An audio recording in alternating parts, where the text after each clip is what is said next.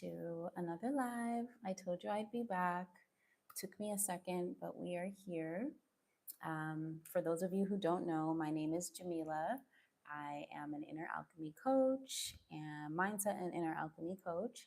For those of you who are returning, thank you for being here. I'm so happy to see you, friend. I guess good morning, good afternoon, good evening, good night. It's the nighttime for me. Here in Ghana, it's 9 p.m. So you can see that I've had a long day, but it's been a great day nonetheless. Um, I'm hoping you can hear me because your girl got a mic this time. So everything should be all good. Um, and yeah, I definitely have an announcement to share with the YouTube crew that I'm really excited about. And if you see me looking here, it's because my laptop is here, my computer is here, and my notes are here. So don't judge me if I'm not looking directly at you. But yeah, I do have a announcement that I want to share in a bit. Um, if you're on my email list or you follow me on Instagram, uh, sorry, if you're on my email list or you follow me on Instagram, you probably already know. But yes, so I will share that with you in a bit. But the title. So the title has everything to do with my announcement, but the title of this video is Just Over Broke. Okay? Just over broke and making six figures. Okay? Breaking free from the illusion of security in the 9 to 5 grind. One thing that I'm going to talk about is probably something or a space that I was in probably about 9 years ago. And it was basically living in that kind of a state. Wasn't making six figures, was making more high five figures, but um, I was in this state of just over broke. If you are have been in a live or you heard me speak before, I often talk about that term or that statement that was shared with me in high school. This idea of having a job, meaning that having this job is only going to keep you just over broke. Okay.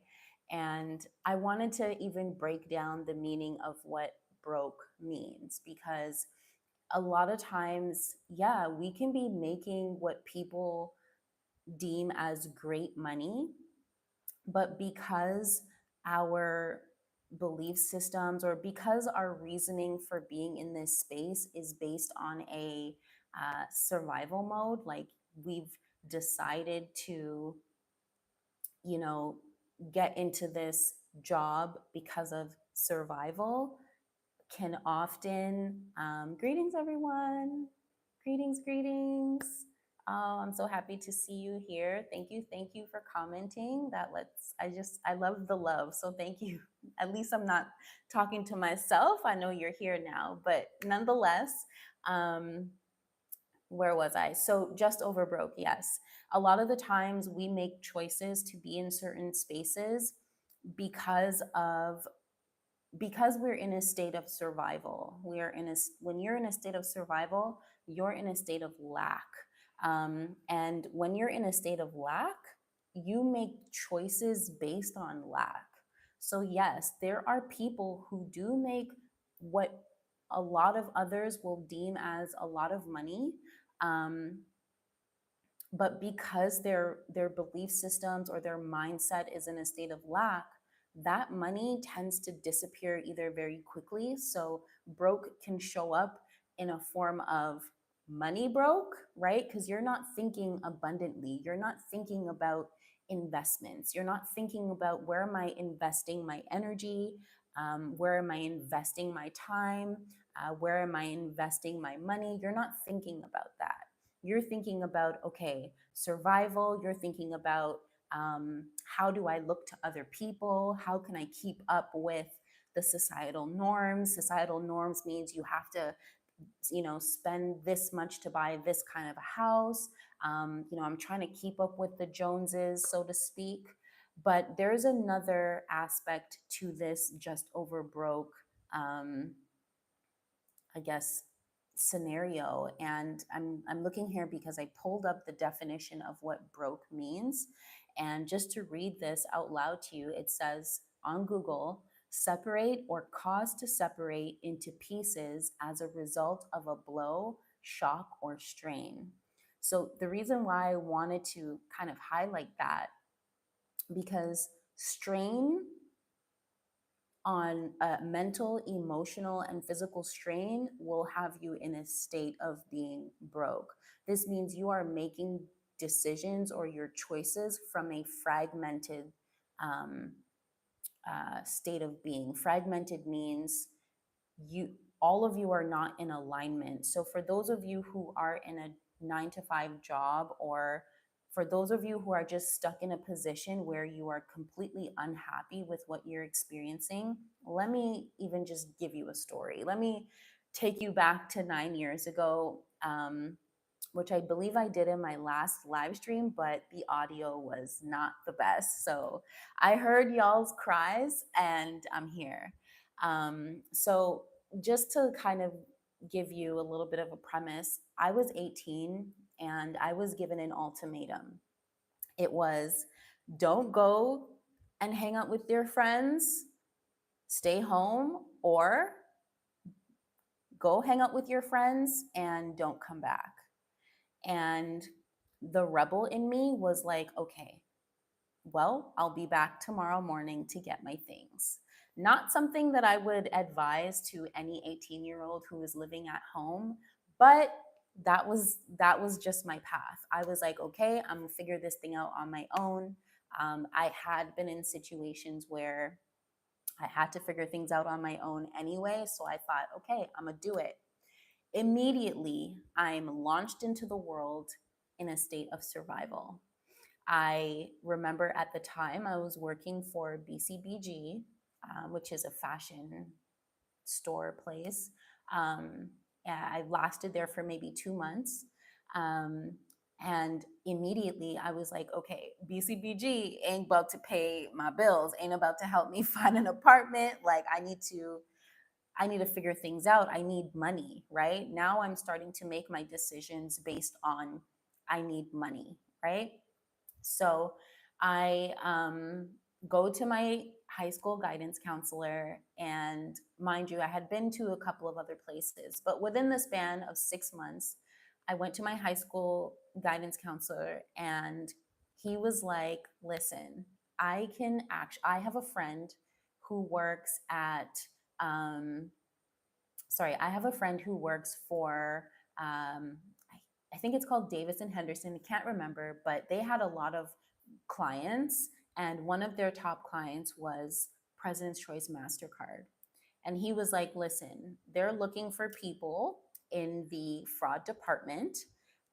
Yes, you're a little young. Yes, you have not gone to university or college yet, but it's okay because I know the director and we can still get you in. So, by the grace of the divine, I was placed into this workplace, immediately making, I think it was about like 3 grand a month. Um, yeah, it was about 3 grand a month. And obviously, I felt like, okay, at least I'm able to support myself. This was an awesome opportunity at the time, and it was all good until 2 years went by and I was miserable. I hated the place.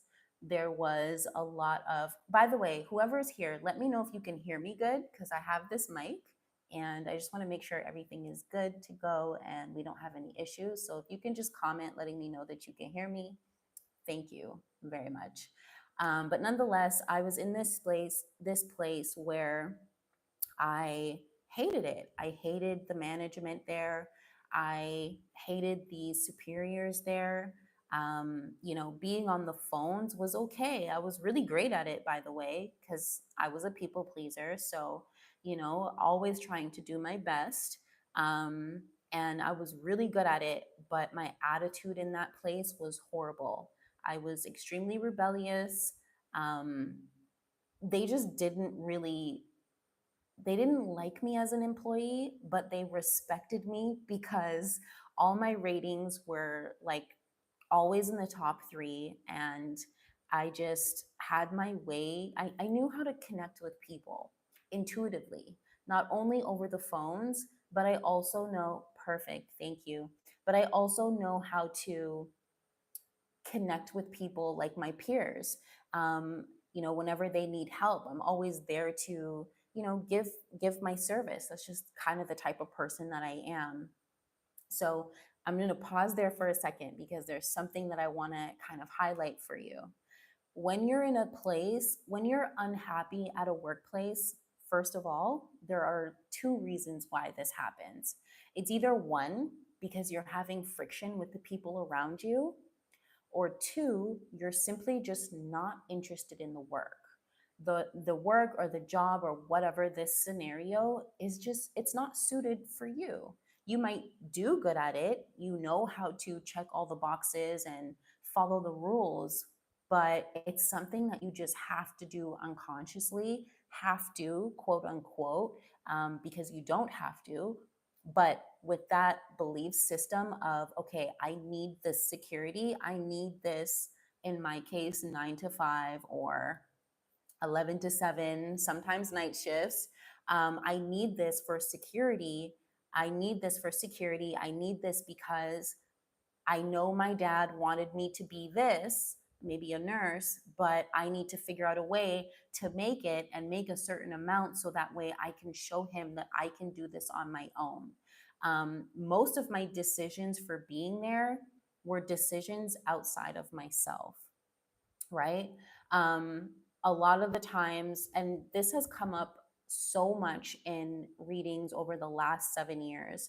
I've had a lot of people in their 20s book readings because they're strongly having trouble with the fact that their parents, a lot of the times, I've actually connected with Nigerian students who were in school to probably become like a doctor or a lawyer, and they hated it.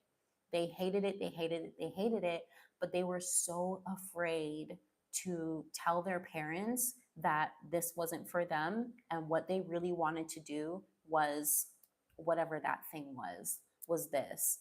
And oftentimes, when we look into their energetic blueprint, you can see that the thing they have this hidden interest in is actually part of their purpose. It's actually where their soul wants to be able to express their creativity, or not just express, but also to evolve, right?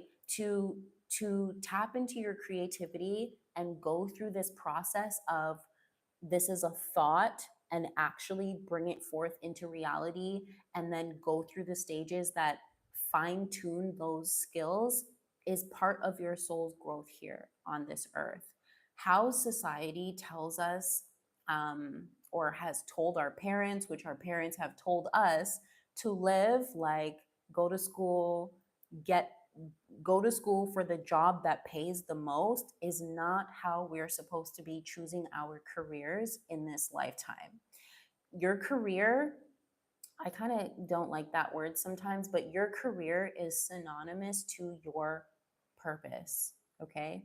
So, this is why, if you're in a career that you genuinely do not like, you're not in alignment with your purpose, you are actually holding down a job, which is this feeling of being just over broke, just over broken within yourself.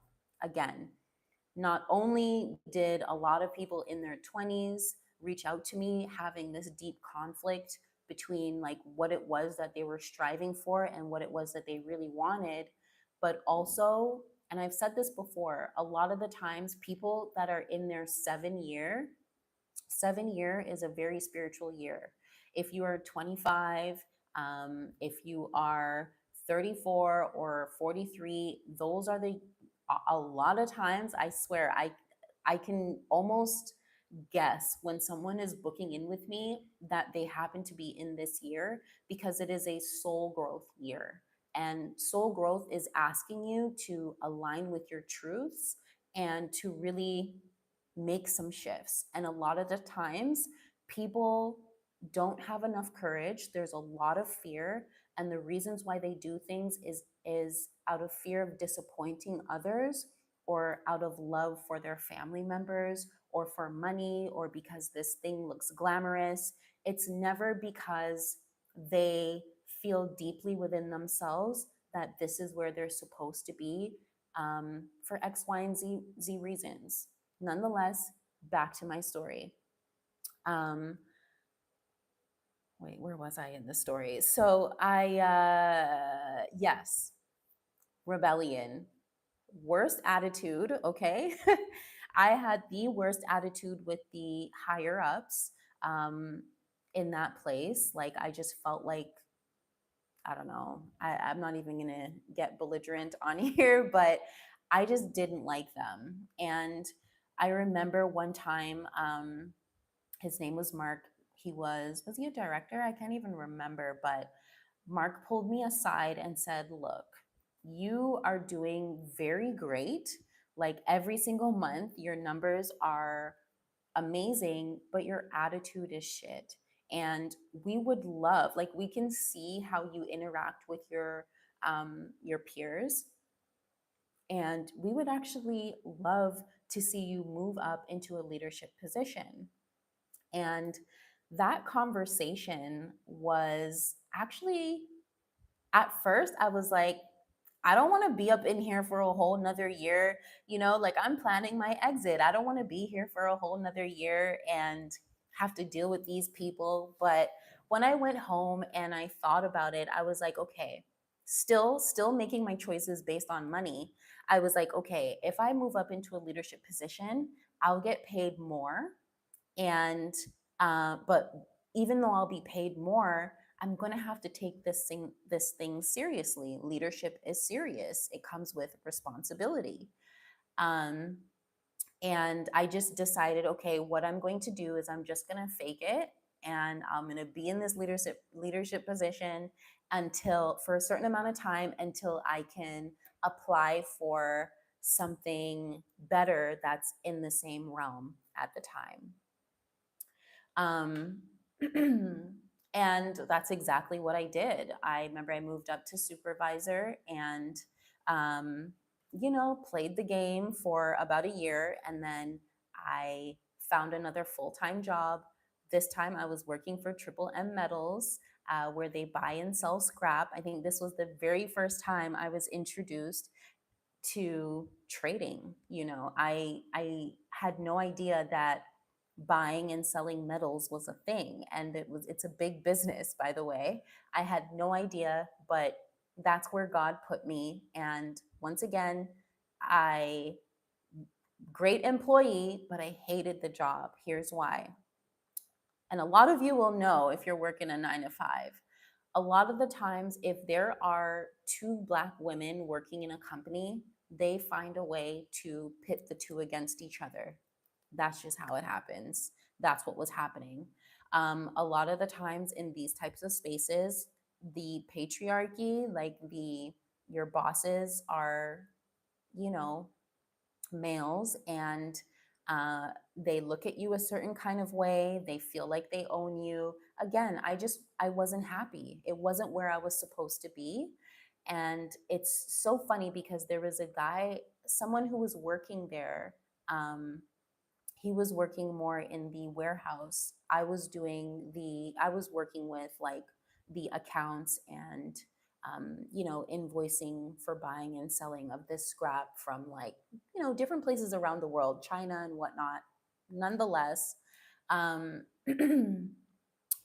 there's this guy who was working downstairs, and he too was having this, like, I don't remember exactly what his issues were, but he was having a very hard time with his experience. And immediately, just being the intuitive person that I am, was able to see between his lines. I could literally point out his, like, the issues around his belief systems, and I gave him, like, a lot of great advice that he was happy for, right? And that, like, connecting with people, sharing advice, being able to see into, their mind space, tap into their inner wisdom and pull that out of them was just something naturally that I've just always done. I've never been a small talk kind of girl. I've always just got into the meat and potatoes, so to speak, or the energy of a person, and help them to release some of the like stagnant emotions that are just residing in their body and holding them back from taking next steps, right? So, just wanted to briefly check in here. Yes. Okay. So, anyways, I remember this is what I did. So, I remember once I started getting into yoga and meditation, once I started getting into yoga and meditation, I had a very hard time continuing the same unconscious patterns. I had a very hard time continuing to go to work for the sake of making this money. I remember I was in so much debt. I felt like, yeah, I was making, like I was moving myself up in terms of numbers and how much I was making per month, but because I was stuck in this scarcity mode, I was finding ways to always be in this position of just over broke financially, buying certain things, spending money in places, putting myself in debt, just always finding reasons to feel like a victim of my reality. And that's exactly what happens. Sorry. Just, yeah, sorry, finding reasons to be a victim in my reality. And yeah, I wasn't in a great space. So I remember once I met with, I went straight into yoga and I started diving deeper into myself, like, meditation, doing like chakra healing meditations, and just kind of clearing some of that emotional like stuff that was keeping me stuck in this state of victim mode, and starting to really take responsibility for myself and the choices that I was making and why I was making them. The why is what was so important. Why I was making them was because I felt like security would come from this place, but even though my belief system was okay, this is what I have to do, because growing up, I always heard if you're not in school, you need to be working. And if you're not working, you need to be in school. I wasn't in school. So I needed to work full time, basically 50 hours a week. And I hated it. Not to mention that one more time, I was burnt out. I just, when I got home from work, what did I do? I didn't use my energy to do anything other than eat, sleep, go to work. That was it. And I felt like God did not place me here on earth to do this. When I was speaking with other people and I felt like I was uplifting and inspiring them, that was the most fulfilling thing to me. When I had to get up and go to work and deal with, bosses and doing this and doing that, and still feeling like my head was barely above water, I didn't feel like that's what we came here to do on earth. And the reason why, like, I continued to venture into yoga is because that was when I felt the most connected with myself. After work, I started coming home, doing my meditation, practicing things like uh, telekinesis, which to me is just another form of a deep meditation, not just with self, but with your outer reality. And it led me to basically, I basically told them that I needed to go on a break because I'm suffering from anxiety, and like, I need to figure this thing out. I remember going to get a doctor's note um, that basically said I'm suffering from anxiety and I need paid time off. And that was my exit plan. Very early on, I was 23 years old. Um, and again, as I said in the beginning, when I left home, I was given an ultimatum and I chose the latter. I can be very much a rebel. And that's what I was. That's basically the energy that I tapped into. I was like, okay, I'm going to put myself in a position where I have the opportunity to explore myself, because I felt like I never really had the chance to do that. So, with that being said, I'm actually going to take a break and I'm going to actually share an announcement with you. So, for those of you who are feeling burnt out, for those of you for the past few years, like one of my clients right now, she's been working a great job, specifically, somewhere in that Amazon empire. And for the last 3 years, she had this she knew what she wanted to do, but she was stuck working with Amazon because of the money that it was giving her. Even though 2 minutes before we would get on a coaching call, she would literally be crying, in the back office because she hated the place. Um, if there's anyone of you that are like so fed up with where they are in life, I have to tell you, it starts with you. It starts with finding courage to explore the things that genuinely bring you joy. Yes, it means having the courage to let go of what you feel like is security and start finding security in a higher power, in a higher self. Once you start doing that, you start listening to your intuition. The entire time that I was where I was, my intuition was telling me this is not for you. And that's why I was frustrated, because my intuition is saying, no, Jamila, this isn't for you. But my core beliefs was saying, no, intuition, I need to be here because I need security in my life. And intuition is saying, well, just trust me and you will have security. And I'm like, no, I can't trust you because who are you? What voice is that? That's basically where I was, right? And again, like, go practicing yoga, getting deeper into meditation, doing journaling, like just always finding a reason to assess my thoughts was my saving grace, was basically the reason why at a very early age I was like, forget about this whole moving up a corporate ladder thing. It is not for me. That's not what I want to do. If there's anything that I'd want to slow grow, it's the thing that I'm most interested in. And after getting into yoga, that's when I got into astrology and reading natal charts, tapping into energetic blueprints. Okay.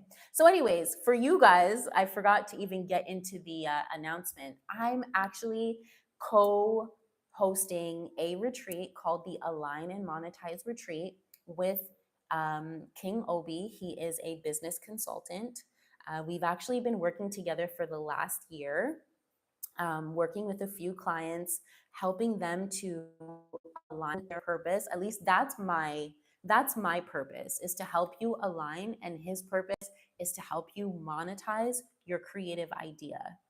That's kind of why we came together and thought, you know what, it would be amazing to throw a retreat here in Ghana where we bring people through this soulful success system. This soulful success system is, again, based on it doesn't start, first of all, I just want to mention this, it doesn't start the day the retreat starts. It actually starts the day you sign up. That's when we start interacting one-on-one. I get into a reading with you, I help you align your thoughts, because here's the thing, no change will come if you're not clear about what it is that you want. Let me reframe that.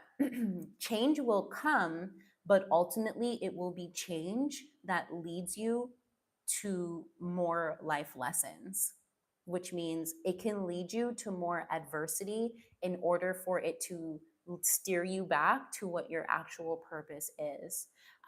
What I'm really excited about is I'm actually going to be teaching inner alchemy practices that I have been diving into the last few years, actually more than a few years. Um, If you guys have been following me for a while, you hear me talk a lot about getting into kidney breathing and how that process helped me to uh, how that process helped me to even manifest moving to Africa, something I've been talking about forever. It's funny because I was talking about it forever, expecting it was like I was expecting someone else to come and pick me up to bring me here. And when that wasn't happening, I was kind of getting frustrated about it. But when I got into these inner alchemy practices, and if you're actually in my email list, I just sent out an email just before I went live talking about the 5 dimensions of inner alchemy exploration. um, but and why I'm mentioning this is because when I started tapping into these deep inner alchemy practices, it helped me to clear up some of the emotional and mental stagnation that was happening within my field. I was not, because mentally and emotionally I was stagnant in a relationship that wasn't for me. I was stagnant in an apartment that I felt like I had outgrown. I was stagnant in a city that I felt like I had outgrown. Just so much was reflecting this stagnancy in my face, and I was tired of it. And so getting into this practice actually helped me to cultivate a lot of courage to say, you know what, this relationship, not for me. Like, no judgment to the other being, but this is just not working, and it's clear as day. And so we may as well move on. It's clear as day that I've outgrown this space. It's time for me to move on. What was it that I wanted to do? I wanted to move to Ghana. I wanted to, not necessarily Ghana, but I knew I wanted to explore Africa, a place that I was always talking about, a place where I'm like, nah, we need to be able to invest. You need to invest. I'm telling everyone else to invest, but I wasn't investing. So, um, a lot of like the major life decisions that I've made in the last few years have really been based on my practice. My practice is like the number one key to how I create my reality. There are 5 levels of reality creation, okay? 5 levels of reality creation. And this is something I want to break down for you. The first level is the identity, right? And I'll give you an example of that. The second is the reality model that this identity essentially lives by. Reality models are your core beliefs, okay? Your core beliefs then create your thoughts. Whatever you believe, your thoughts basically begin to manifest in alignment with those belief systems, okay? If you believe you can't do something, your thoughts will continue to tell you why you can't do this thing, right? Your thoughts then create your emotions, how you feel about a thing. If you believe you can't play soccer, you might feel resentment for those who can play soccer. Like it just, that feeling that, and if you're feeling resentment towards the person who can play soccer, well, now your behavior towards these people might be a little stink, which creates actions that are in alignment with these thoughts, these beliefs, and these behaviors. Maybe you choose to, I don't know what it is, but maybe you just decide never to go to soccer games. Like, it's a poor example, but I'll give you a better example that I actually got from this author who wrote the book, Parallel Realities of Self. So the example he gives you, just to help you break down these 5 levels, is this. One, the identity. See an identity as an architect. The architect is the identity, right? The architect of a house. Your beliefs, your reality models is the blueprint of the house, okay? That the architect has drawn up this blueprint that needs to be followed in order to build this house, the house being your reality. Um, the emotions, because emotions is just energy in motion, the emotions would then be the builders of the house. The builders, um, like, are the physical people, and then the actions would be the building, the actual action of building this house. And why I like this analogy is because it brings me back to why once I started doing, got into astrology and started doing natal chart readings and getting into your energetic blueprint, and tapping into your field beyond the, tapping into your field beyond, um, your beyond what's being shown to me in the chart. If any of you have ever had a reading, you know how chaotic that chart looks. But tapping into the intuitive, like intuitively tapping into your energetic field. There you go. I was trying tripping over my words. Why I love this analogy is because when I'm like connecting with someone and reading into their blueprint, a lot of times we navigate away from our blueprint and we create more discomfort for ourselves because we're not actually living by our blueprint. Why I love this is because our blueprint very clearly tells you exactly what your soul's purpose is and what it is your ego or your identity is here to do in alignment with your soul. Okay. When you realign with that blueprint, you switch your thoughts. You start to switch your thinking. If you switch your thinking, you switch your feelings about things. You switch your feelings about things, you switch your behaviors, and you switch your actions. You do all of that and you switch your identity. Okay. That's, it's like, I guess when you intellectually read it and you look at it, it seems so easy, but yes, it takes effort. If you do not apply the effort to consciously expand self awareness and look at your reality models, your core beliefs, or take a conscious effort to realign with your energetic blueprint, the blueprint that you have been given by the divine, the blueprint that is an extension of the divine.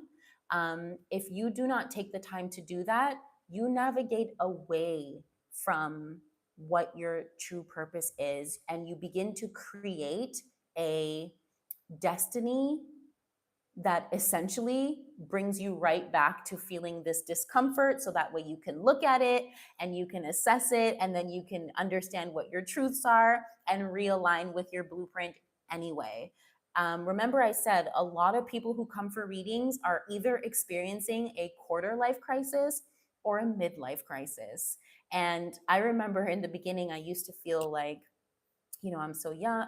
People always used to say, even before I started doing readings, like, you're so young. How do you have all this wisdom? I almost feel ashamed. Like, you're telling me this, and I'm 10 years older than you, and I still get this. I still get this kind of talk, but it's different because I've claimed myself as this like intuitive reader, this coach. Like, I fully understand that that's who I am now, and that's what my purpose here is. And it's, again, clearly stated in the chart. But I just kind of wanted to break that down for you. And I'll probably do another video getting deeper into this, like this 5 levels of reality creation. But this is something that I'm very excited to bring forth to the 6. Yes, we are only accepting 6 individuals because it is such an intimate retreat. Each individual actually gets personalized guidance, not just from me, but we also do have a we also do have a brand specialist who's coming on board, who you'll meet with. They'll help you to create your personal brand, depending on what your creative aspirations are. And then King Obi, he actually will, beforehand, help you break down your path to bringing this business alive and actually monetizing it and making money from it. So that way you can start your process to letting go of this 9 to 5 false sense of security, um, kind of reality that a lot of us, a lot of you are in. I even just got an email today from someone who I went to school with. He was actually my best friend for a while. I kind of went, I when I was in high school, kind of went ghost, but he basically was saying like, yeah, I feel you on this whole societal norm thing because a lot of people get stuck in this I have to do things this way. I When I felt the most, like, now I feel the most secure because not only do I bet on myself, I bet on my higher self. Okay? I feel the most secure because I 100% bet on myself and I 100% put, all my trust in my higher self. That is where your security is supposed to come from. Put money aside. Money should not be your motivation for anything. I said this in my live stream even yesterday on Instagram, and I said, I believe this idea of money being the root of all evil only comes when money is your reason for doing what you're doing. That's my belief.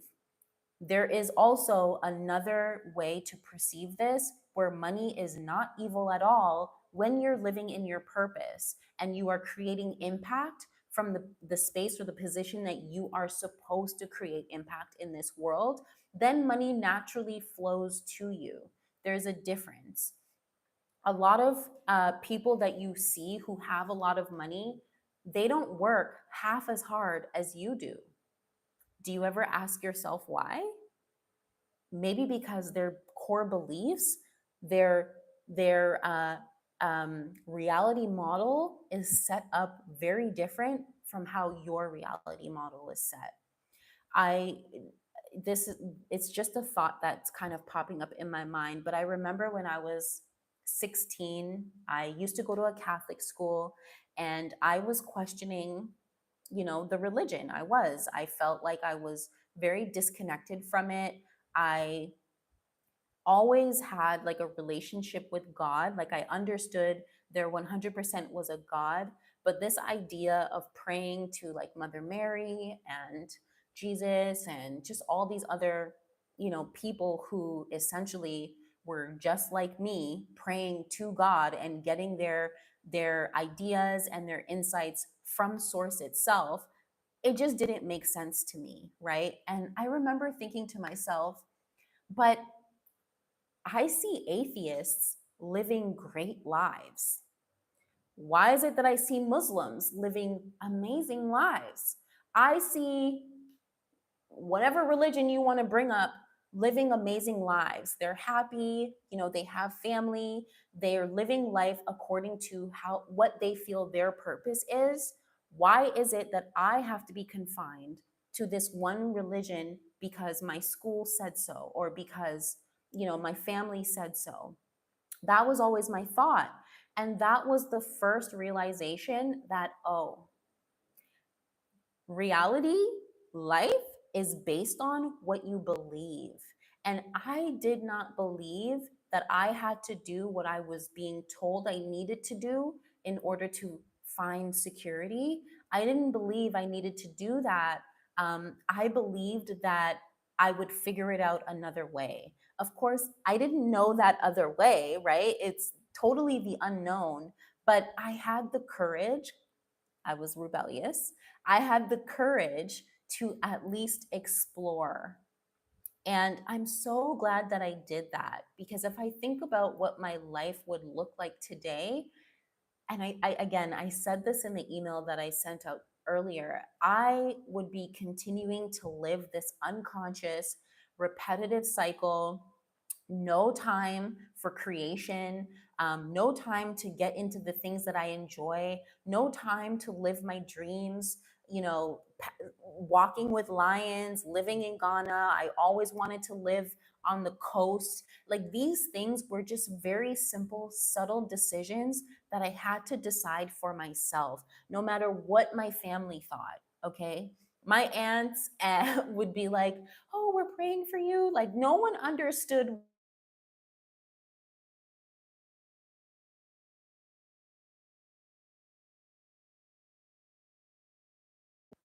Yeah, no one understood why I was making the choices that I was making, but it's because I was making choices that were in alignment with my future higher self. That was the energy, that was the dimension or the parallel reality that I continue to tap into my meditations. And the more I tapped into it, the more I felt supported. I didn't know how to explain it. The more I felt supported to believe that it was something that it was possible for me, the more I felt supported to take actions that were in alignment with that thing. Okay. Um, yeah. So let me just, find myself here because eventually I do want to. So, this retreat, first of all, if you're interested in the retreat, go to alignandmonetizeretreat.com. Eventually, like right after this live, I'm going to put that information in the description. But if you want to know more information, alignandmonetizeretreat.com, monetize with a Z, and book a consultation with me and King Obi, and we can just see if this retreat is a great fit for you. Again, there's only 6 people. The retreat is happening May 17th here in Ghana. It's a 7-day, all inclusive experience. The whole idea is to rest, rebrand, and monetize. That's the whole idea. The reason why we are asking you to rest is because you guys are highly worked. If you happen to be this 9 to 5er who's unhappy in your job, you guys are overworked and never have or have not made the time to rest and let go of all of this false sense of responsibility or this false sense of security that has been driving your reality. Resting is an act of tapping into the parasympathetic aspect of the nervous system. When you do that and your body is completely relaxed, your mind is now able to relax and the consciousness is able to come forward and actually align with source. Okay, how I explain or express tapping into source, or in other words, 0 point energy, is in meditation where you are kind of merged with the darkness that you see when you close your eyes, or the darkness that you see when you look up in between the stars at night. When you connect into that space, you have officially unplugged from the storyline that you have been creating or telling yourself. You've officially unplugged from the ego. You've officially let go and have relaxed your entire body. And now you're in a space of everything and nothing at all. When I say everything, I mean infinite amount of realities, infinite amount of experience. You are in a space of infinity. This is why, one of the reasons why meditation is so imperative to practice, because the easier it becomes for you, the better you will become at reality creation. When you tap into this 0 point space, I remember when we were on the live again a couple days ago, King Obi was asking me to explain. Oh no, it wasn't on the live. Sorry, we were actually speaking with a client, and she actually had just quit her job, and she actually was feeling a great sense of relief, even though she had no idea where she was going. And here's the thing: it took her a while to get to that point because, like me, what actually brought her into this job of 7 years Me, not 7 years. I didn't allow myself to go that long. But what brought her into that space was survival mode. And even though she had been in that space for 7 years, was well liked in the company, I mean, very well liked, very well paid, even though she was in this space, had gained a lot of skills, she still felt like she was afraid to let go of this job and explore other ideas, explore other opportunities, mostly explore what it was that she genuinely wanted to create for herself. She was afraid to do that because she was still in a state of survival that she was in before she had gotten the job 7 years ago, which is the same as me. When I got the job when I was 18, as I said, I was in a space of survival and I felt like I had to stay there because that survival mode had me living in someone's basement for a short period of time. Like I was technically homeless for a moment. I didn't want to go back to that. That's what I was afraid of. I was afraid of not being able to support myself. Um, but I had to remind myself and I had to remind her that, excuse me, God put me here for the purpose of learning, right? My higher self brought me here for the purpose of learning, for the purpose of gaining my skills. All the things that I had learned along the way doesn't go out the door once you quit the job. You don't just go back in time to the past where you were 7 years ago, a completely other person that you were. That's not what happens. So finally, when I had that conversation with her, I believe that was in October. She was very much inspired by it and finally let go of that situation and is now ready to take this creative time that she didn't have before and put it towards what it is that she genuinely wants to create. And I give her kudos for that because only someone who has belief in themselves and a higher power is going to decide to break a cycle that keeps them in this state of being broke. Okay. Nonetheless, um, I forgot my train of thought. I got to get better at these live streams because I'm a Gemini moon. Like my mind be bouncing around to different places, but there is a bit of an inner alchemy practice that I want to move you through today, that really, I think would be really good for you. So remember, I talked about if you're unhappy in a workplace, there are two reasons why. The first reason being friction with others. So the issue is a relationship issue.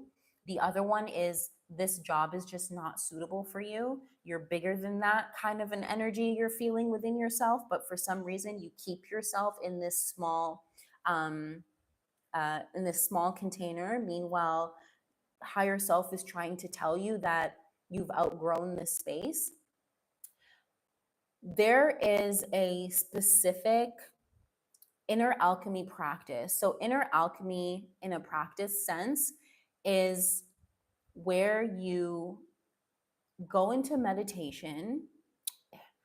It's a couple of things. It could be physical movement, breath movement, and also conscious movement of energy. When I say conscious movement of energy, I mean you being able to go within yourself and to see and consciously direct a flow of energy.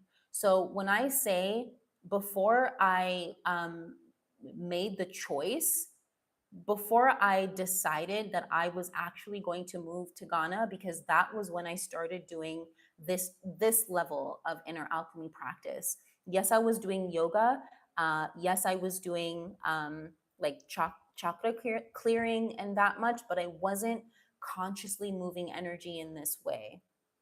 When I say I was doing kidney breathing, I was also doing the healing sounds of all the organs. And again, if you want to work with me directly, that's when we'll kind of get into that type of depth. But I was consciously working with the kidneys because the kidneys actually govern the fear, courage aspect of you. So if you're holding on to a lot of fears of taking action, taking steps forward, it's time to start having conversations with your kidneys. And when I say conversations, I mean allowing healing energy to flow into this space and then allowing this energy to expand, almost like the aura of the kidneys. Because if you're in a state of fear, best believe your aura is not as expansive as it could or should be. You're in a state of like you're clinching. I don't know, the word isn't coming to me right now. What's the word? It's like you're clinching, right? The word's not coming to me. I can't remember right now. It's at the tip of my tongue. But um, if you're feeling fear, you've now kind of hardened up your body. And what actually happens is the cells in your body hardens. And the reason why it hardens is because it wants to protect your DNA. It wants to protect this infinite wisdom that naturally resides within you. It wants to protect your soul. It's fear is literally just something to help protect you in this world, in this realm on earth. Okay, it's not something bad, but you got to know how you got to know how you are. You have to know the relationship that you have with fear. Fear is just information that is being presented to you, and then you have to consciously decide how you're going to move through that what you're going to do with this information. Okay, so anyways, back to the kidneys. When you allow healing energy and you see it, you allow the breath to bring this energy into this space, then what happens is the aura of the kidneys itself begins to relax and it begins to expand. And when it relaxes and expand, that's when you get to tap into your innate wisdom. That's when you get to tap into your innate courage. That's when you get to tap into your innate truth of self and again, further explore um, who you are in this existence. Okay, so that's exactly what I started doing. I had no idea it was going to I mean, I kind of had an idea because if you guys know Wayne Chandler, Wayne told me like once you start tapping into this level of reality within yourself, a lot of things start to change. And even before that, working with Edison is another one of my elders who teaches you how to go into meditation and speak with the entity of each organ. So obviously, each organ looks different, it has different characteristics, it has different, like it does different things. And so you know that the energy or the entity behind this organ is something that you can connect with and receive information from.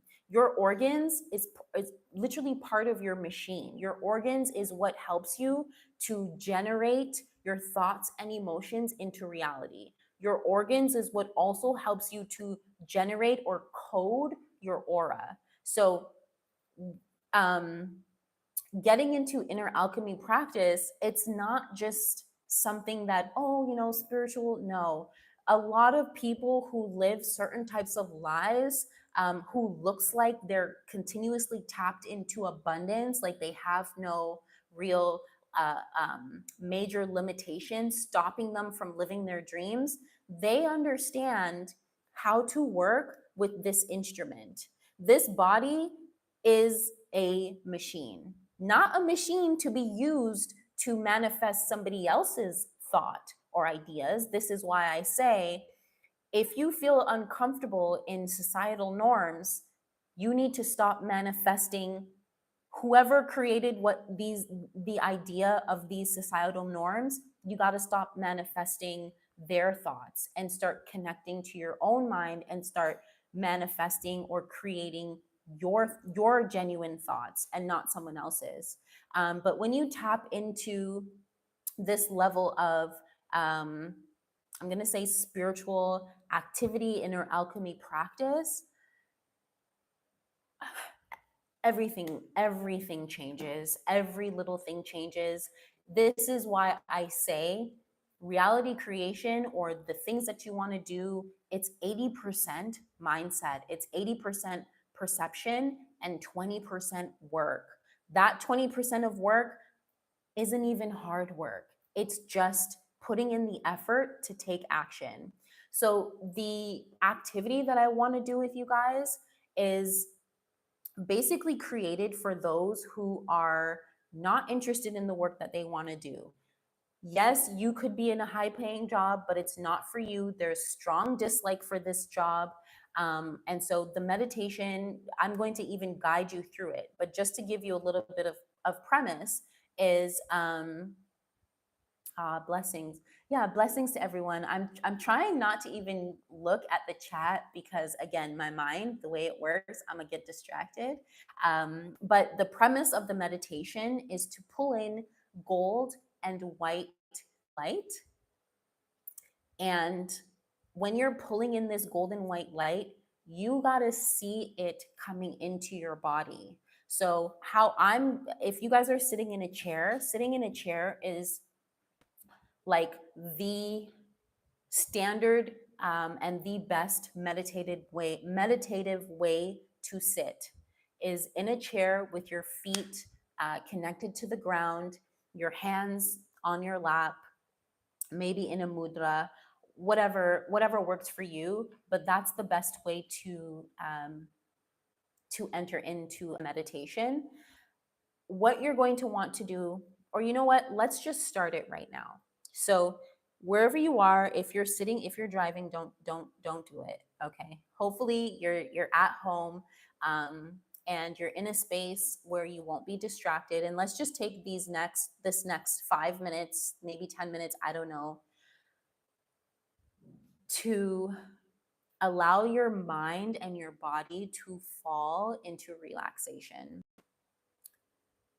So even I am having to take a few breaths, and maybe do that with me. So take a deep breath in through the nose, feeling it filling up your stomach and then your lungs. I want you to hold that breath for 5, 4, 3, 2, 1. Very slowly exhale through the mouth.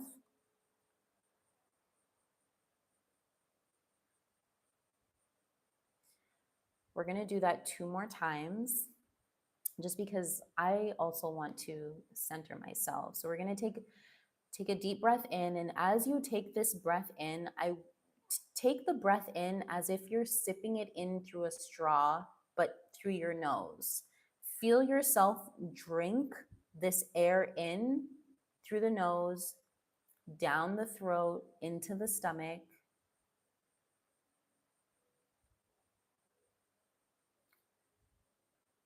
Filling up the lungs. I want you to hold this for 5, 4, 3, 2, 1.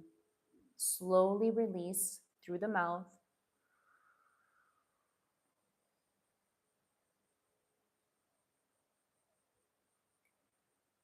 We're going to do that 1 more time. Take a deep breath in, drinking pranic energy, chi energy in through the nose, filling up the stomach and then the lungs.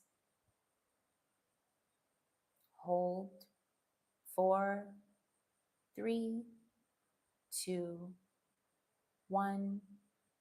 Slowly exhale through the mouth. Okay.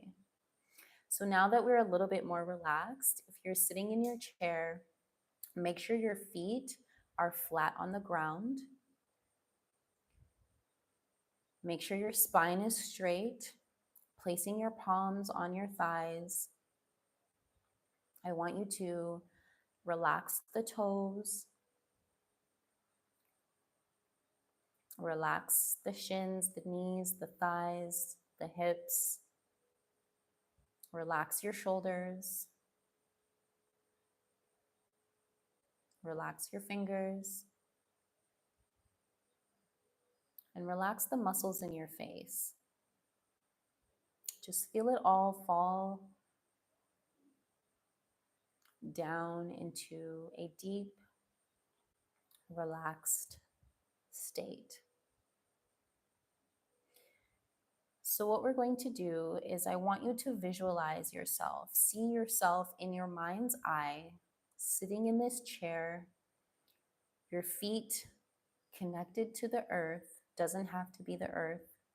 And this is what I love about meditation, what I love about reality creation is it all starts within the mind. And so whatever you visualize is truth, okay? So with your feet connected to the ground, I want you to visualize a golden light and a white light, both beside each other, just underneath both of your feet. So however that looks to you, just visualize it in the earth just underneath your feet. The gold represents courage and the white represents vision, okay? The white is allowing you to open up your mind's eye to produce this vision that is for you, okay? And the gold represents courage. It also represents protection. So when I get into inner alchemy practice, we're not going to do the kidney breathing today. But if any of you guys are interested in it, send me an email. Information will be down below. I do have a free resource for you if you're interested in kidney breathing specifically. But today we're going to do this meditation. This is specifically for anyone, these two colors together, specifically for anyone who is feeling extreme discomfort at their job, at their workplace, okay? So you're going to be pulling in courage and then pulling in this vision that higher self has been trying to show you or give to you, but you've been resisting it, you've been rejecting it, most likely due to fear. So you're going to pull this energy up into the feet. You're going to feel this light moving in through the toes, into the feet. As you feel and see this energy, this chi energy from the ground coming up into your feet, see it begin to rise up the shins. See it rise past the knees. Again, maintaining just a calm breath. See it rise through or past the thighs into the hips. And you're going to begin to see this energy as you inhale. You're going to inhale and feel this energy moving up through the back body, okay? It's going to move up through the back body, through the neck, and you're going to hold your breath as this light parks itself for a moment at your third eye, your pituitary gland, just in this headspace. Then you're going to, as you pause, you're going to see this energy move through the head and up about 6 inches above the head. And then you're going to take this light, gold and white light, you're going to spiral it counterclockwise, okay? 7 times. Then you're going to spiral it clockwise 7 times. okay? All while holding your breath. Then, as you exhale, you're going to see this energy move down through the front of your body. And it's going to park itself at the base of the spine. And you're going to hold, not for too long, but you're going to hold. Usually in this position, I would do a bandha, but again, you guys probably may not know what that is, and I'd have to do another video for that. But you're going to park it, hold your breath on the exhale for as long as you can. Let's just do 3 seconds. 3, 2, 1. And then on your next inhale, you're going to inhale and breathe in this gold and white light up through your legs, up through the back body, past the neck. It's going to park itself. Okay, you've inhaled, you're going to hold your breath. And as you hold your breath, this light extends 6 inches above. And you're going to counterclockwise. Counterclockwise is a form of release. Clockwise is a form of receiving. Okay, 6 inches above, you are tapping in to Akashic records. You are tapping into what I say is like this infinite field, source field, source energy, you know, God energy, I don't know, whatever you want to call it, but I see it as source. You're tapping into, even into this 0 point space, and you are letting go of energy, and you are also receiving. So when I say, so you're holding your breath, and then as you exhale down the front of your body, and that energy parks right at the base of the spine, and you're going to hold your breath for 3, 2, 1. So this is, of course, just a little bit of a training, something that you should do on your own when you are, able to actually get into a deep meditative space. But the more that you actively guide chi energy through your body, the fact that you're guiding it to the brain, that is an act of brain balancing, number one. And then when you rise above into the kind of infinite space, this is where you are letting go and you are receiving divine light. You're letting go of, negative energy, stagnant energy that's in the body, and then you are receiving divine light, divine wisdom. This wisdom manifests itself usually in the form of ideas, okay? This is why when you get certain ideas, you will know that it's intuition speaking, because our intention is to kind of clear this idea of being in a position of work that you do not like. Once you know what you don't want, you know what you do want. So ultimately, the light understands what it's been coded to do, and you allowing this light to basically clear your front and back channels is just a very, very powerful act. It's a very powerful act, and what it's really called is the microcosmic orbit.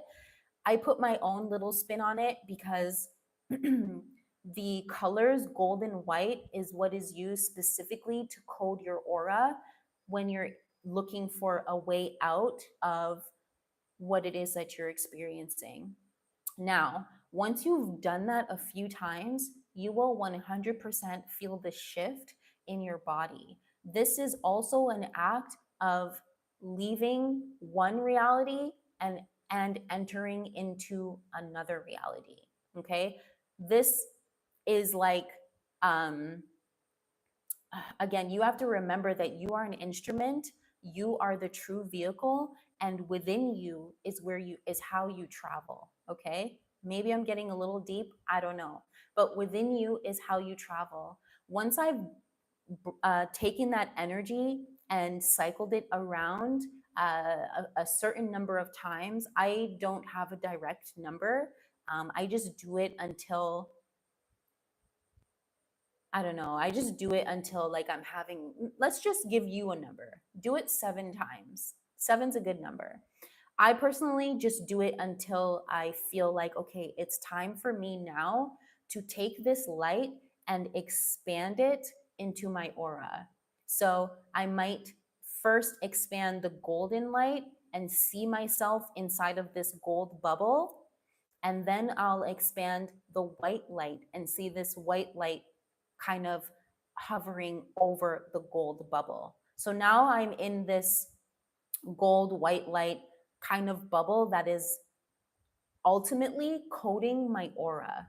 Okay, your aura or your energetic field is essentially what is attracting what you experience in your reality. Okay, first it starts with the reticular activating, is it the ROS, the reticular activating system, which is your this filter within your brain on how you filter your reality.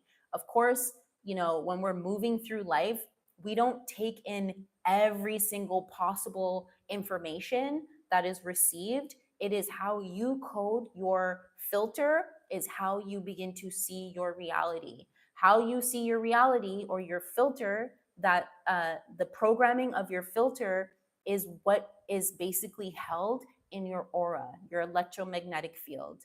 Again, you are the instrument, you are the vehicle. When you start to consciously program certain desires or experiences that you'd like in your aura, that's when the law of attraction kind of taps in. First, the law of assumption, because you got to assume within your mind's eye that you are genuinely having this experience, and then the law of attraction basically taps in. But what I was saying before is what you're ultimately bringing into your field and how you know that you've switched into another reality is the ideas that you're getting. When you get these ideas, it's important to act on them. It is so important to act on them. This is why I say, again, 80% of this reality creation thing is mindset, 20% of it is work. Because that the ideas that you get could be as simple as, you know what, I'm just going to randomly go for a walk. Okay, and you have no idea what happens on that walk that can take you into, you know, your next experience. Had you not done this, realignment kind of meditation, you may not have had the idea to go for this walk. You may not had the idea to look into this thing. You may not had the idea that, oh my gosh, I didn't realize this person is actually a resource in my life.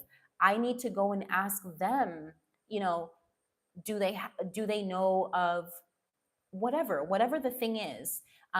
Just to kind of give you an example, for me, when I was doing these types of meditations, maybe not this specific, but I was doing them my own way.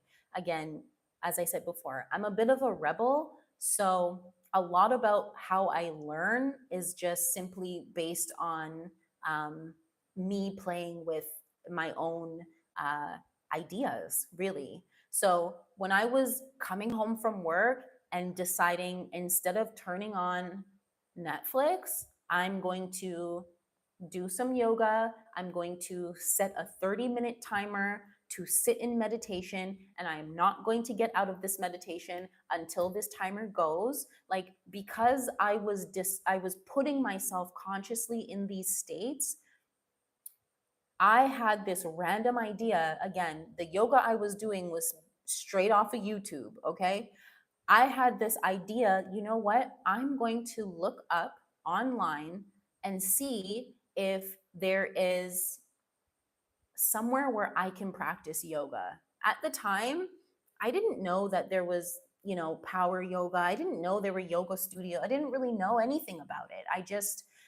I had this, someone gave me this idea that I should, sorry, someone gave me this idea that I should stretch because I had this pain in my back that was not going away. And when I started doing the yoga at home, it started opening me up to so many other ideas, so many other different timelines that I felt like I could tap into. So the idea came to me that I should genuinely go online and look up a yoga studio. And when I did that, interestingly enough, the very first um, result that showed on Google was Freedom Yoga, was a Freedom Yoga studio. And when I gave Sandeep a call, his name was Sandeep, the teacher there. He happened to be so much more than just your typical yoga teacher. He not only was he actually Hindu, he was trained to be a Hindu priest, um, and he actually did do Hindu priest things. And he actually ran a yoga studio out of his basement. Sounds a little sketchy, but it's not that, I promise you. Every single day he had like at least 10 students in and out of his space, and him and his wife basically ran this business together. Nonetheless, how I know that this is so divine is because, again, I didn't just go to any old person. I could have just went to the, not to say that the white girl at the block doesn't have, knowledge, but I could have just gone to like the regular studio that every other, white girl, black girl was going to. Well, not really at the time, black girl, but white girl was going to. Instead, higher self brought me straight to a spiritual Hindu priest whose core value was in alignment with my core value that I was beginning to discover, which was freedom. Freedom yoga was based on just that, freedom yoga. He completely understood that yoga is not only like yoga is reality. Yoga is you. And when you realize that, you realize that a lot of these like principles and no, it has to be done this way or that way, all of that goes out the door. Oh, there's a difference between hot yoga and Bikram yoga and this different types of yoga. All of that was out the door. Yoga was yoga. Yoga is union. Yoga is alignment. There are a million infinite amount of ways to practice and do yoga. And I loved the fact that he viewed, I love the fact that he viewed things this way, having been a Hindu priest, because he had seen a lot of things and he understood that a lot of the things that are taught in this kind of space nowadays is borderline bullshit. Borderline bullshit. People are putting way too much focus on placing titles on things and not much focus on just the actual practice and the actual, I'm going to say, practice of expanding self-awareness. That's what I'm going to say. So nonetheless, that was my start. That's what led me to realize that, oh my gosh, I'm right where I'm supposed to be. This practice basically aligned me with,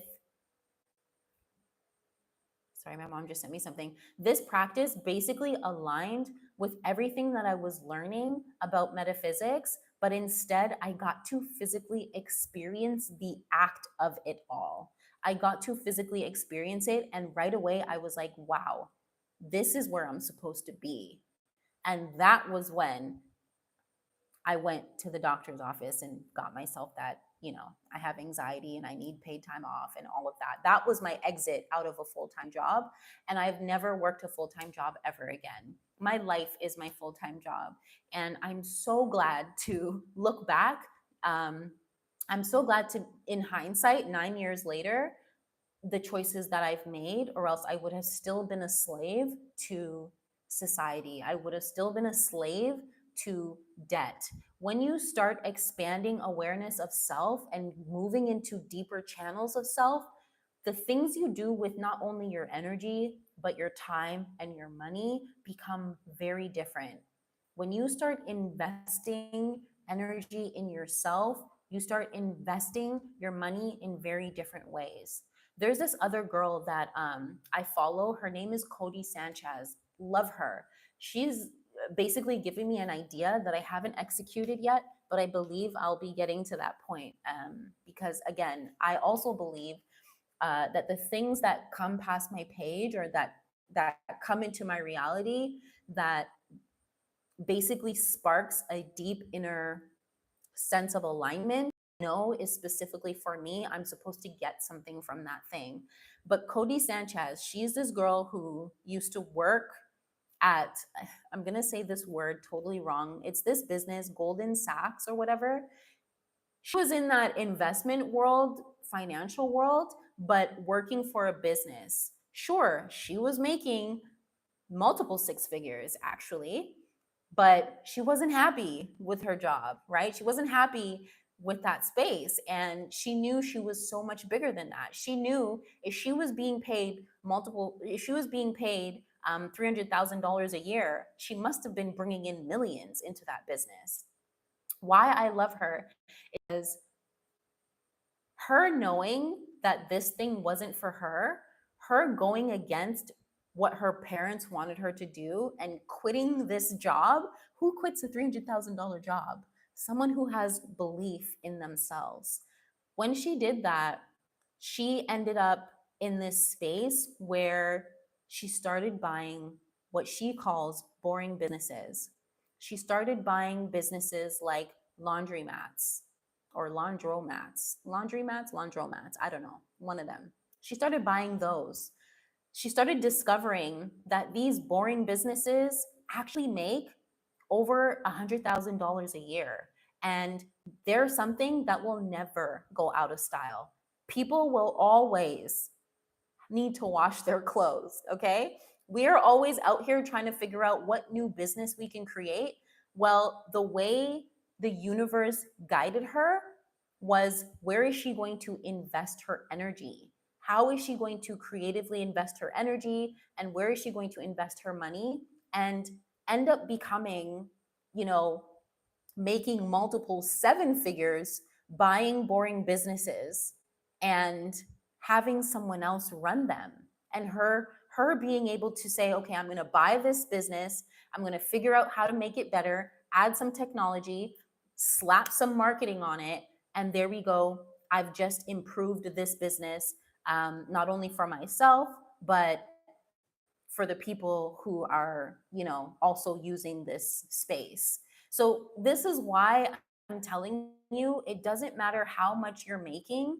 When you tap into the space that is for you, or you tap into your own truths, or you know that there's so much more for you than what you're currently doing, and you have the courage to let go of that storyline, because that's all it is. You have attached yourself to a story. That's all it is. You've attached yourself to a story that you have told yourself you have to believe for X and Y reasons, even though it goes against what you feel deeply inside. I love that. I love her story, because that right there is like I can say that I've lived that. I didn't have assets the way I have now when I was making X amount per month. There are some months where I don't do coaching, but I'm still making money based off of my investments. I wasn't thinking intentionally like that when I was working for money from a state of survival. I wasn't thinking like this. I wasn't thinking about energy. I wasn't thinking about what do I genuinely enjoy. I wasn't thinking about how I can create impact. I mean, kind of on a lower level, when I was speaking with people one on one, just unconsciously, exercising the natural gift that I was given here.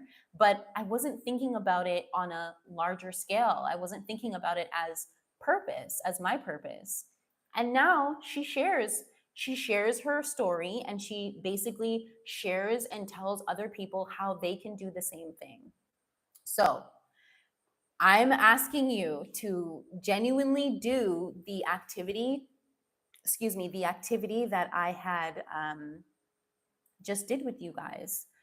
Follow it. I'm going to put this, I'll kind of break it down much better and much easier in an email for tomorrow. So if you want that for tomorrow, go to my website, thewingedalchemist.com, click free PDF because, click free workbook, because you'll actually get the Keys to Self Transformation workbook, which I think is really great, because you'll be able to work through some of that self-doubt, self-esteem issues. There's another inner alchemy practice called the Inner Smile that I added in there as well, bringing that energy in through the organs, that you'll be able to tap into as well. But in getting this workbook, you actually join my email list as well.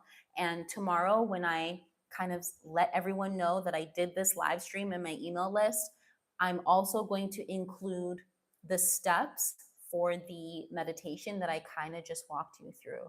So that way you can take that information and you can apply it if you choose. With that being said, also go to alignandmonetizeretreat.com.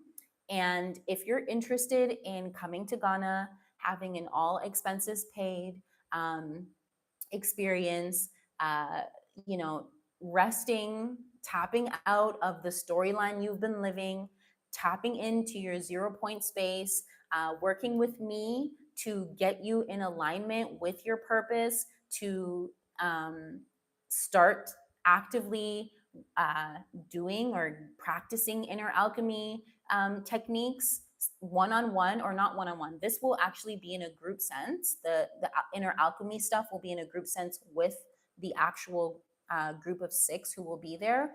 But we will tap into your energetic blueprint and get clear on what it is that you're genuinely looking to bring forth before the actual retreat. And this is why I'm excited. I love things where it's intentional. I love things where there's a natural growth process. And I love things where you will be able to see results ASAP. And again, everything starts in the mind. So when I say results can be, again, the ideas that you're receiving, the intuitive nudges that you're receiving. As long as you take action with those intuitive nudges, then you will begin to see what higher self sees. You will begin to receive what God, source, higher self, ancestors, angels, whatever you want to call them, genuinely has for you that ego self cannot see. And that's the beauty of life. Personally, to me, that's the beauty of not only life but reality creation. It's having faith in the unknown. When you have fear in the unknown, reality is simply just going to reflect that back at you and give you a bunch of reasons why you should continue to be afraid and be stuck in between a rock and a hard place, be stuck in this really tiny container that you've outgrown. When you have belief in the unknown, or you have belief in the vision that you see in your mind's eye, again, often I talk about Aset or Isis. Yes, I still be on that, you know, knowledge of Kemet. But this is why I love the story of Aset, because for her, she truly understood that what she sees outside of herself is not truth. It is not truth. The only truth is what she sees within herself. And she honors that and she takes heed with that. And that's why the story goes that she was able to put Asar back together, because she knew he was not dead. In her mind's eye, she knew that she could put him back together and he would be just fine. When you have that unwavering belief in your vision and in yourself, hence why we did that meditation with the gold courage, and the white light for vision. Hence why we did that. When you have unwavering belief in your vision, you're technically unstoppable. And that is why this entire world is based on one, promoting fear, okay? Promoting fear. I'm sure if y'all are interested in the eclipse, you're starting to see that I think my mom just showed me the other day that Niagara Falls is calling April 8th, Monday, a state of emergency beforehand. It's not even Monday yet. It's not even April 8th, but they're already saying it's a state of emergency. That's fear mongering. That's to keep you in a state of fear. That's so that way you do not take this natural, genuine energy that is basically being given to humanity to break past, go beyond the structures that we have been in for X amount of time. Again, we talk about astrology. Pluto has left. It will go back to Capricorn, but Capricorn is all about structures and systems. Pluto breaks things down so they can be built back in alignment with truth. When Pluto moves into Aquarius, as it did in January, I believe it was January, can't remember exactly. That right there is clear. It is clear as day that we are stepping into an Aquarian age where truth is it. You might even see it now. Look at what's happening with Diddy. That's like the thing that I see every time I open my phone. There's a new thing about Diddy. Truth coming out is it serves as two things. One, they use this truth as a distraction when really this truth is a reflection of what is also happening with you. There is truth that you need to align with within yourself in order for you to not only create a better experience for yourself, but also for humanity. The more we align with truth, the things that we genuinely want, which is freedom, the more freedom we genuinely experience, okay? This is also why this other thing of 15-minute cities, which feels like they're trying to put people in cages. Again, with slavery comes freedom. It's synonymous to freedom. They kind of like are two ends of a sword. You just have to decide which side you're going to tune into, because again, what you tune into, what you choose to pay attention to, what you choose to filter in this quantum field, because that reality is only reflecting what you choose to filter in the quantum field. Okay? This is why two people can be sitting next to each other and two people will see very different things. Two people will have very different experiences because of their filter. Okay? So, anyways, I feel like I've been on here long enough. That's kind of what I wanted to share with you guys. Mostly the retreat, okay? Two, this practice. Three, head to my website, click on, you can either scroll all the way down or you can just click on free workbook to sign up to my email list and you get a free resource with it. And tomorrow I will kind of send a little bit of a revised version of this through email. And it's just something that you guys should use if you find yourself in a place where you're not happy with what you're doing, with where you are. Basically, it calls for a deeper sense of self-awareness. That's exactly what is needed. So if you like this, put a thumbs up.